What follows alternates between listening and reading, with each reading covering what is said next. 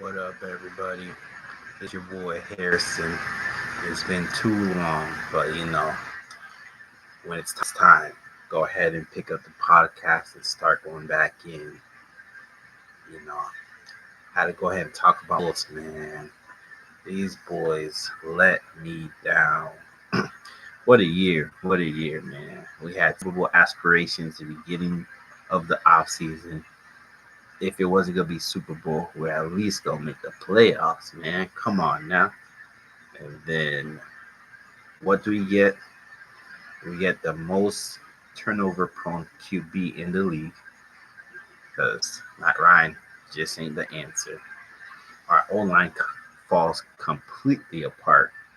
I don't even know if we will retain more than one player for next year. I mean, it may be Quentin Nelson and everybody else is trade bait because those guys are old. They're not the dudes they used to be. And I don't know if they're ever going to recapture the glory they once had. The receivers, they're straight. They're up and coming young guys. Glad to see Paris Campbell finally doing his thing because he was considered a bust for so many years early on. But now it's okay. We got something there. Michael Pittman really needs to come on as a wide receiver one. But I can't put too much blame on him. Look who's throwing him the rock. So and then Alec Pierce. Alec Pierce, showing some good flashes for a rookie. So he really could only do one or two routes, go ball, but at least he's good at it. He'll jump 6'3". So can't be too mad at the receivers. So I wouldn't mind if they keep them boys because we could grow with them boys, develop. I mean, go ahead and draft one more or add a good vet to the crew because we need a little bit more consistency out of that uh, wide receiver room. But overall, they're not the problem. The tight ends, that's been a little pleasant surprise. I mean, everybody but Mo Alley Cox could go. I mean, everybody but Mo Alley Cox.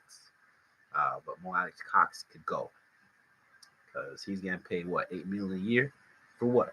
For one catch a game, if that. To block who? You can't block either. So why are they paying this man all this money? Go ahead and cut your losses and release. It's time for a rebuild, man. Like I know all these years we kept on saying, "Oh, our roster's nice. We're just a quarterback away. We need to just pick up a veteran quarterback, and then we can go ahead and make a good run." That shit never panned out, man. What really happened is we had a good year or two when our roster was really nice, and now it's like they're either aging out or injuries took over, and they can't get to the status or the level they once were. So it's time to clean house. I mean, Jeff Saturday's alright, but obviously he's not real head coach material. So I mean, he's if he's there to evaluate talent, we could do that. 'Cause at least it's a fresh pair of eyes looking at the whole roster, seeing who should go, who should stay. So I'm not mad at that because Frank Wright would have just said everybody's good and everything's his fault, which is not true. Frank Wright does have a good um, portion of blame for how the season turned out, but as you see, he's not there no more, and we're getting wrecked. So now it just points the blame at the roster building, the GM. Before this year, Ballard was the man's homie. Like, yo, you couldn't tell me nothing. Top five GM in the league. He has a great eye for talent. He could find gems in the fourth, fifth, sixth round. But now it's like, a lot of the guys you drafted, they really ain't looking that good. So I don't know if it's the scheme that needs to be completely revamped and throw out whatever we got going on and go find a new coaching staff to go ahead and try their stuff. See maybe if those would be better fit for the players that we got on the roster. But I'm ready, man. I'm ready to go ahead and rebuild this thing. We don't have to get rid of everybody, but we could get rid of a lot, especially save money because there's no reason to hold on to a bunch of guys with big salaries if we're not going to be close to winning the Super Bowl.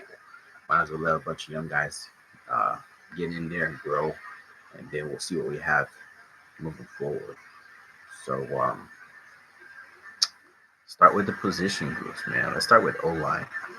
So for O line, like I said, I guess we could keep putting Nelson, but I mean, Dallas got to have a hard conversation with him to be like, yo, let's go ahead and restructure this contract, man. If you don't want to do it, just expect your name to be in the trading machine, like the trading machine all offseason, because you're not worth $20 million.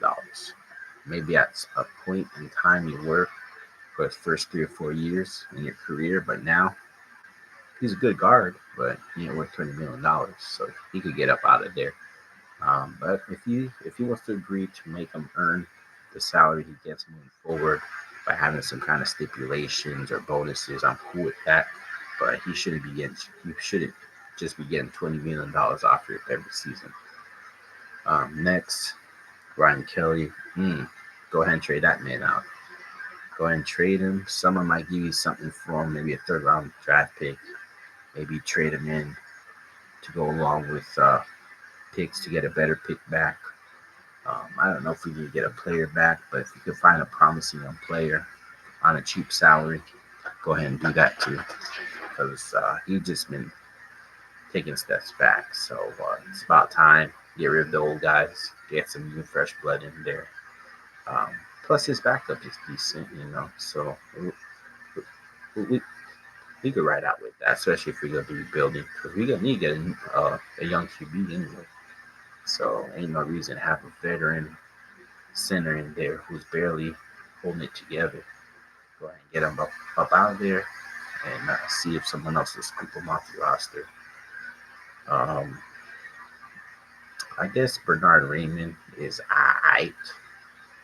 I mean, I don't know what to think of him because there's a lot of plays he's still not very good at, but he is a rookie and he's learning on the fly. And he has been improving since the beginning of the offseason to this point now. So I definitely want to keep him on the roster, but I'm not opposed to drafting another left tackle early in the rounds, maybe in the second round. If we still have a second round draft pick, who knows what we're doing at QB. But hey, as of right now, I believe we're ninth. So we got a top 10 pick. Hopefully it continues to get better. Maybe by the end of the year, it'll be top 4. Feel me? So that way we have a chance of getting a good QB. But even top 4 is not securing much because CJ Stroud and Bryce Young, those are the 2 elite ones. And then there's a whole tier for the next group of guys. So I really would like to get one of those 2 guys up in there. We'll see what happens. But I doubt we'll get number 2 pick in the draft. I mean, shit, look at the Texans. They only won 1 game all year. The Broncos still suck. So that's give the Seahawks a good draft pick. And then we still are duking out with Carolina. They definitely need a QB.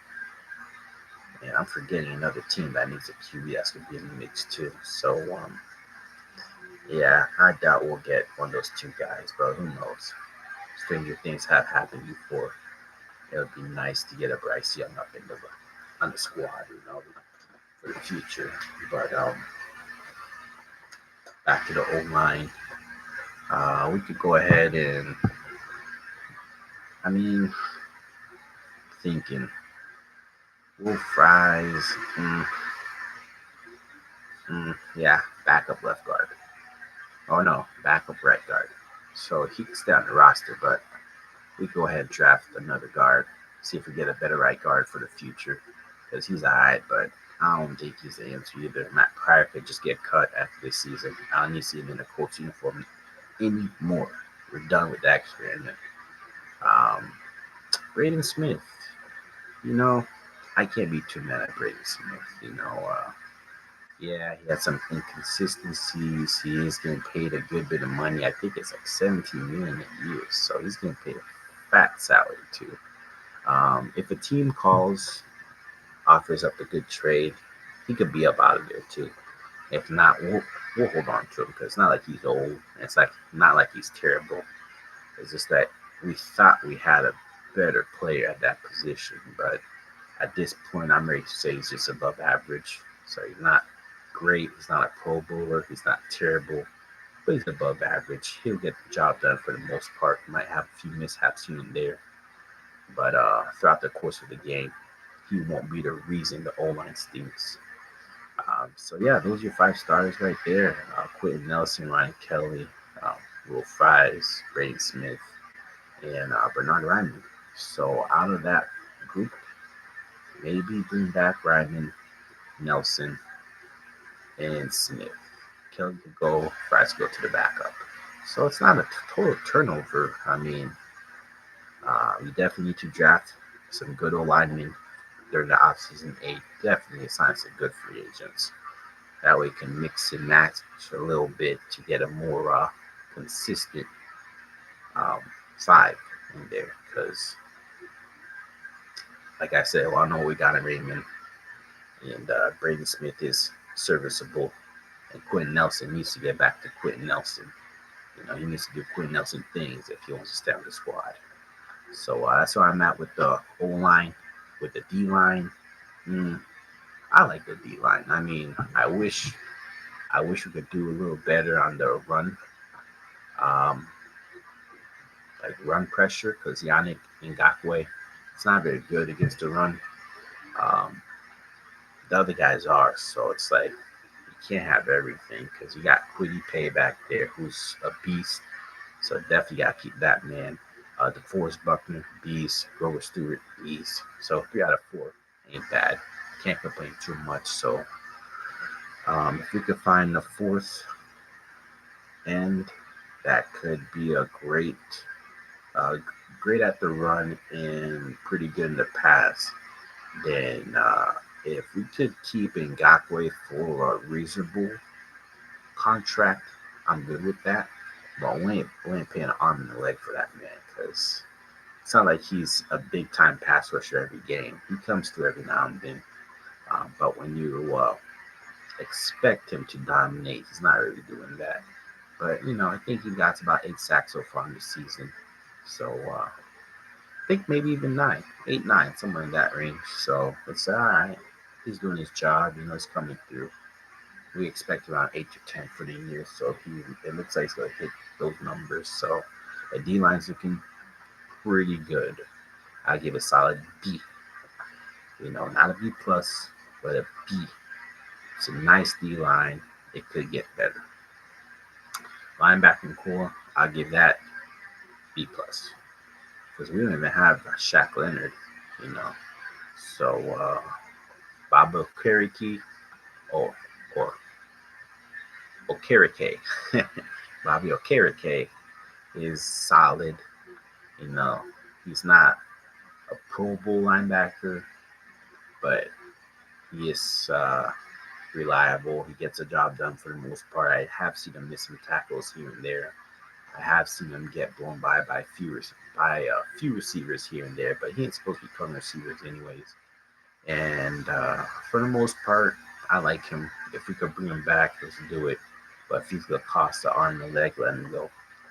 We got AJ Speed back there, so we could always bring him back and take a lot of that, uh, uh, and pick up a lot of that role that Okereke would be behind. Um, the next linebacker is Zaire Franklin. I think we're getting the most out of him because his floor was not low, in my opinion, before the season started. I felt like he was just a rotational linebacker that you put in the same spot whenever the team's going to run. But now it's like, oh, he's way more than that. He's actually flying all over the field. I think he leads the league in tackles. If not, he's top 3. Um, he's definitely a force to be reckoned with. He's never scared. He flies in the hole to trying to bring people down, running backs, tight ends, receivers. He don't care. He could be better in coverage. I have seen him get beat a few times. Seen him do big penalties. Shoot, we lost the whole game because of that. Um, but overall, definitely happy with what we got out of Zaire. It's not like we're paying him a lot. So I think it's like 3 years, 12 million, something like that. So I'll take that from Zaire. So the linebacking core is good. And EJ Speed is it's a great uh, depth piece for the linebackers room. So um, the linebacker group, I would say B plus. I wasn't giving them B as well, but they've definitely been holding it down a lot better than I thought they would without Shaq Leonard. So hopefully when Shaq Leonard comes back next year, we can push that B plus to A plus. And now we're cooking with Crisco. So D line B, linebackers B plus, DBs. Damn, let me go ahead and put a B plus on them boys now. Feel me? You got your boy. Um, I do like Isaiah Rogers, man. Like it sucks that the defensive coordinator really didn't let this man shine since the jump day one, because he brought his own guy in face on, who's for the most part not good, but he's alright. You know, it's not like he makes a mistake every play, but he has been getting picked on, exposed throughout the season, and Isaiah Rogers has proven to be the way better option. So I don't know what the hell's I'm still seeing face on across my screen on Sundays for. Like he should not even be in the game like that. I mean, maybe 10% of the time, give Isaiah a little breather or two, or maybe in a specific matchup, if maybe it's you're going against a tall receiver, they're about to uh, score a touchdown, so there's only a few yards between um, the line of scrimmage and the goal line. So maybe put face on in because he does have to cover a lot of ground and he's a bigger corner. So maybe scenarios like that you could put face on in. But besides that, give me Isaiah all day. Stephon Gilmore, my gosh, this is what a number one cornerback looks like. I mean, the Colts had some decent cornerbacks throughout the years, but even at Gilmore's age, we still never had one like him. He might be the best cornerback I've seen the Colts have, and he's he's not past his prime, but he's right there, you know, because he's already in his 30s. So definitely was a great pickup by Ballard. Good job. I give him props for that. Because if he didn't pick up that man, it would be way worse. So he definitely been locking down those receivers, especially in the fourth quarters. Um, Now, you know, I see him give a little give when it comes to tight coverages sometimes, because he rather not get beat. So he makes sure he stays within his technique to make sure he could always recover if his receiver does get the football in their hands. But he makes the play if they do. So I gotta appreciate that. I mean, if you're not as fast as you used to be, you gotta do what you gotta do to still cover well, even though it's not your best coverage that we've seen over your entire career, but still damn good. So Gilmore gets an A minus in my book. He's Gilly Lock. He is him. So I'm gonna go ahead and give him full props. Hopefully, he stays healthy the whole season, and comes back next year. Because even if we draft a cornerback, I'd like to have Gilly Lock at least for another year to show the rookie the ropes on how to really cover receivers. Because I don't know if we ever get another corner like him again on the Colts roster. And then for the safeties, we got Julian Blackman, who's coming back. I mean, he came back a few weeks ago, but he's coming back to full form from what we saw from last year. Um, he hasn't really popped to me. I just see him back there every now and then, but he's not causing turnovers like he once was early in his career. And then Rodney McLeod, the man, the myth, the man, the legend. What a hell of a strong safety, man. Too bad he's just like 31 right now, because I would definitely sign him to an extension so he could stay on the roster for years to come. But you know how it goes when you're older. You don't know when the cliff comes. So you can't give him a long contract. But if I was Ballard, I'd definitely give him a 2-year deal. Keep that man around. That way, sucks for our rookie that we picked up. Um, Nick Cross. Sucks for our rookie picked up Nick Cross because he was really promising in the off season, but obviously he's not ready yet. So a little wet behind the ears and learning the ropes, transitioning to the big leagues here.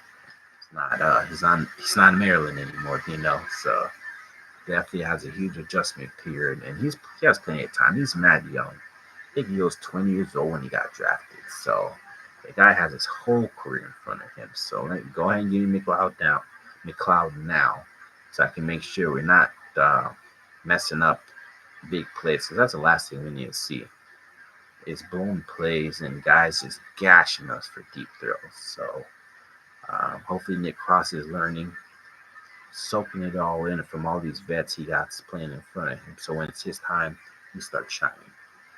But overall, the DBs are good too, man. It's like the defense, if they're not gassed, we're a problem. And we've shown that several games, game in and game out. We keep games or keep teams mostly under 20 points throughout the season. Besides the Cowboy game, let's not get started with that. That was just ridiculous. Um, they kept the Cowboys at 24 to 3/4, and that's after giving away a few touchdowns from mistakes. So honestly, the Cowboys should have probably not even scored two more touchdowns. So instead of 24, maybe that should have been 10 points. Because the crowd definitely missed the tackle, or didn't miss him, but he tackled and shot. He brought him down. But CD Lamb's butt or knees never hit the ground, so he just kept on running for a touchdown after he got tossed but didn't hit the ground. And then Matt Ryan, his turnovers, golly shit. This man averages like a turnover to every damn game. Somehow, some way, the defense knows it. He's giving you the football. Either there's gonna be a fumble, or interception. You could get one or two from Matt Ryan. And every team knows that when they go against him. So it kills us, man. We'll be in the game, and then that man blows the game wide open for the other team, and then that's it. We can't recover. Colts could barely score 17 points, man. So on offense. So once a mistake happens, our margin for error is blown apart to bits, and then we lose. So we have zero margin of error. Everything has to be perfect every play, the entire game, or we don't have a shot. So it's embarrassing. Um, so yeah, we covered the defense, special teams. Um, Special teams is a C plus. The kicker is not bad. We got the replacement um, for Rex Specs. Y'all know who I'm talking about. Damn it. His name escapes me, but he came out of Georgia. He was just shitty, just unreliable, no confidence. Rodrigo Blankenship, there you go. Rodrigo Blankenship, whenever the game was on the line, it don't matter if it's a 35-yard field goal, 40-yard field goal, something makeable. It don't matter. He's missing. So after a certain point, you gotta let that man go. Especially, you're in draft to kick. I don't care what kind of hype you had out of college. You're not good enough. So we brought in Chase Smith often. He's been solid. I think he will miss less than 10 field goals all year. So I'll take it. That's why I say I give special teams a C plus. Um, Matt Hack, solid as well. Um, but clearly, Rigoberto Sanchez is head and shoulders better than him. So we definitely need him back so we could have him as the starting punter, and Matt Hack could find a job elsewhere.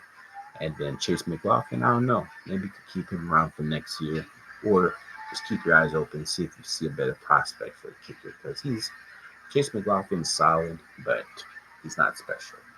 So if you're still looking for special, keep yourself on the lookout to see if you can find that franchise kicker. Because once you have it, that's the advantage, game in, game out. versus the other teams. Um, Now let's go back to offense, man. Quarterback. Grade on quarterback. Let me go ahead and give that thing a F. Come on, man. This is why we are where we are. Starting quarterback stinks. Matt Ryan, go ahead and retire after this season, man. You're out of there. You lost it. You're 37, turning 38. You're immobile. You're scared to death half the time when you feel pressure on you. Because you know you're most likely not escaping it, so you're getting banged. Feel me?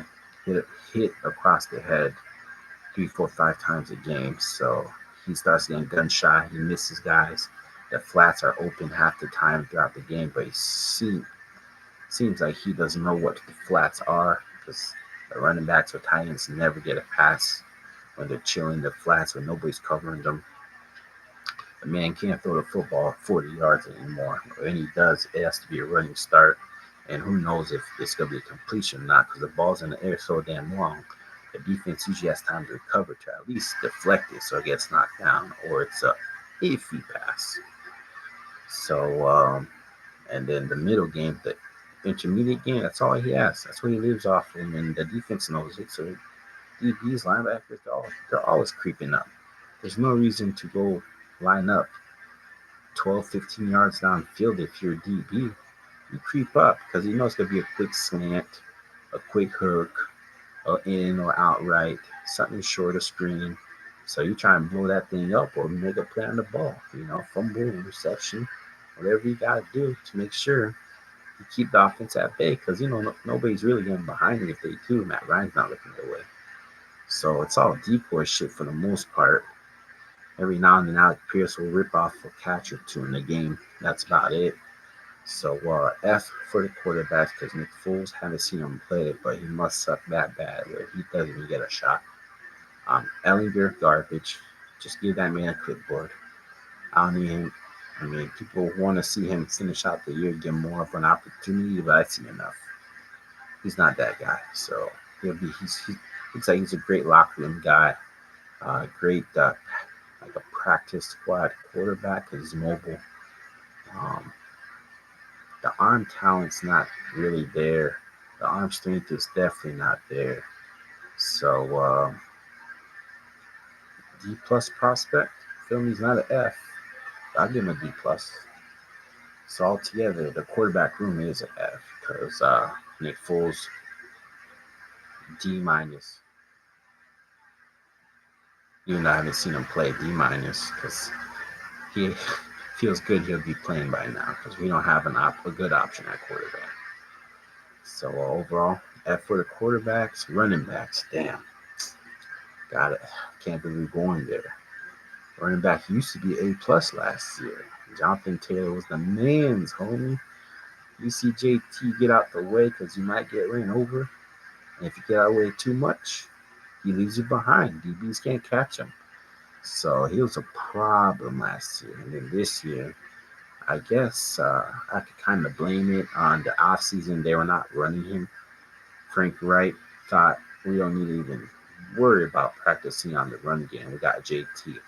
So they just let him chill for most of the offseason and just like do what he needs to do just to stay fresh. But he wasn't really practicing hard. Um, that's a big mistake because now the running game looks like shit. They can't rely on that. Team knows that's exactly what we're going to do, and they shut it down every damn week. They don't surprise nobody.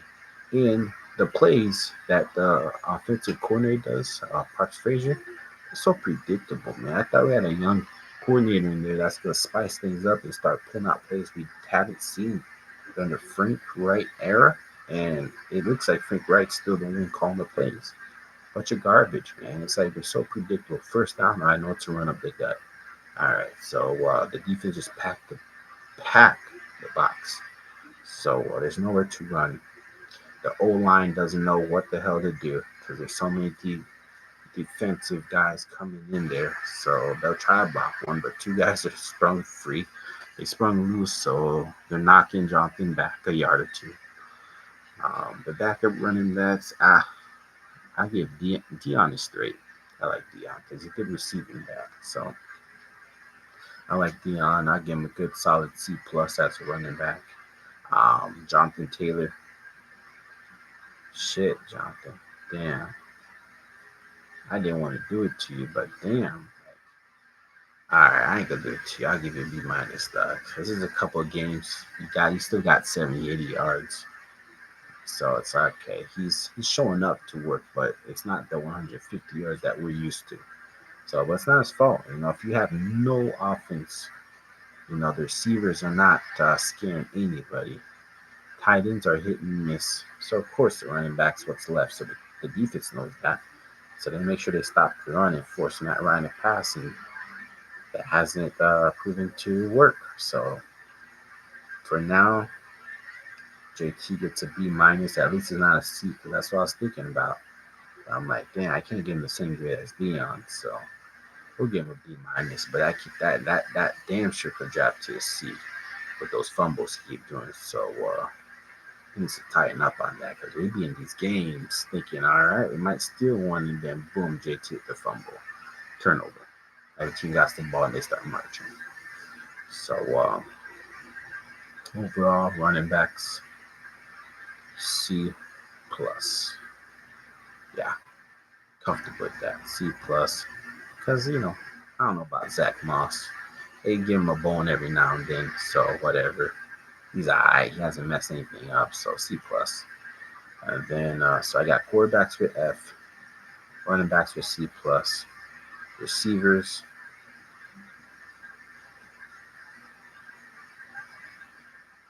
Receivers, I'll say, go ahead and give them boys a B minus. Because a lot of times, Paris Kimball was the offense. So I appreciate that, because when we're too stagnant, you might as well just turn off the TV, because nothing good's gonna happen for us. So Paris Campbell was that dude for a while, but now it looks like defenses know that now, and they figured him out. So Pierce gonna have to keep developing, so he can kind of spread the defense a little looser. And then Michael Pittman's got to take over a quarter or something. Shit, they're starting to worry if he is a wide receiver one or not. Like, do we need to go draft a wide receiver one, or go ahead and trade, or go pick one up during the offseason? I mean, shit, I don't mind if we do, as long as the guy's better, because we need all the help we could get. Damn, that offense is anemic. They can't even put up 20-something points most of the weeks in the season. I think we put over 20 points 2 times the whole year. So that's sad. There's teams that are putting up 30 points week in, week out. Every now and then they'll be in the 20s, but I don't think we sniffed the 30s this whole season. So that's pathetic. So it's not. I can't say it's the receiver's fault. At the beginning of the year, that's what they tried pinning the whole thing on, saying they can't get separation, they can't catch, they're not running the routes crisp enough. Well, we've seen who the real culprit is, and we've seen what the real reason is. Quarterback playing the O-line is not up to par. You can't win if your O-line is inconsistent and your quarterback is scared. So I'm going to go ahead and give the receivers a B minus. So I give them that. And then tight end, I'll give them a C plus. Ain't nothing crazy over there, but at least I see they've been doing work. Especially Jelani Woods. That boy a monster, 6'7". Just throw up the ball, then go get it. Kylan Granson is definitely doing work. Definitely big sophomore leap. He's been doing a lot of wiggling around after the catch, getting first downs, making people miss. So I think he's a great addition to our offense. So I give Ballard and Wright credit for drafting him, because he came out of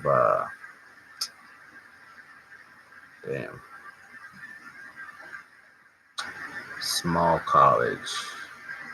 Can't believe I forgot his college. That's how small it is. But they used to be good way back in the day, but they're no longer very good at all. But he came out of small college, and he adjusted to the NFL, doing all right now. So hopefully he continues to build and grow and gets better each year. So let's go ahead and keep Alec Ogletree, because he's injured for the season. Bring him back, because he looked good during the offseason. Go ahead and make Jelani Woods tight end one, Kyron Granson tight end two, and cut the fuck out of Mo. Mo Cox, get the hell out of here, man. We seen enough, man.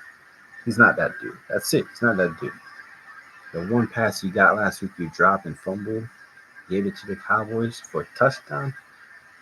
Malik Hooker picked that thing up. The first rounder redraft from back in the day with Ballard's first draft class. He picked that thing up, scored a touchdown, talking shit the whole night.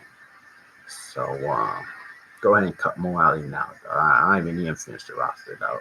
Let Jelani get those reps because he'll do something with it later on in his career, and he'll do something with it this year. He already has. He's been doing work. So I give Titans.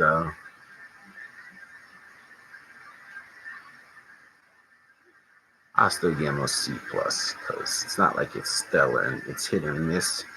You don't really know what you go get each week that they play. But at least you know when they do get their hands on that ball and they catch it, you can expect good things. So I'll give him a C plus. So altogether, I don't know if I rated the O line already, but I'm giving them boys a D plus. Feel me? Barely alive. Just enough to like not give him an F because there's a few plays I've seen they give Matt Ryan some time, and Matt Ryan doesn't know what to do with the extra time he got. So I'm like, all right, Matt Ryan, you get a lot of blame of this too. Maybe it's not 50%, but shit, it's 45. So you get a lot of blame of why the offense sucks. The O line gets a lot of blame. So 55-45, I'm cool. Let's give Jonathan Taylor a little sliver too, because he's been fumbling. So 50, 45, and 5. There you go. 5% on Jonathan Taylor specifically. The other running backs will be fine. And that's that, you know. That's rating the whole team right there. Jeff Saturday, appreciate leaving ESPN to come help out the old squad. Thanks for helping the O-line look a little better. Hopefully you gain some experience from this, and we definitely hope that you let Ballard and the owner know who to keep and who should go. Hopefully you get that right. And if you don't go back to ESPN, I'm sure you get a role with Isra. Jim looks like he's been itching to keep you as a coach or as a part of staff. So I wouldn't mind if just Saturday sticks around and is another voice in the locker room or whatever he gets to do. Give that man a role. And hopefully good things will happen from that. But yeah, we still need a real head coach up in there because I've seen a couple mistakes from Saturday that we can't afford to keep doing moving forward, man. We need to start fresh and see if we can start rolling because it's about time. It's about time to get this train rolling positively again, consistently, with not a bunch of mistakes every damn game, man. They don't know how to not do mistakes. I don't know where they got that from. Last year was so good at causing turnovers. Now we're the team that's giving up turnovers. So I'm gonna go ahead and wrap it up with let's go get Bryce Young. Feel me, Ballard? Do what you gotta do, homie. Bring Bryce Young up in here.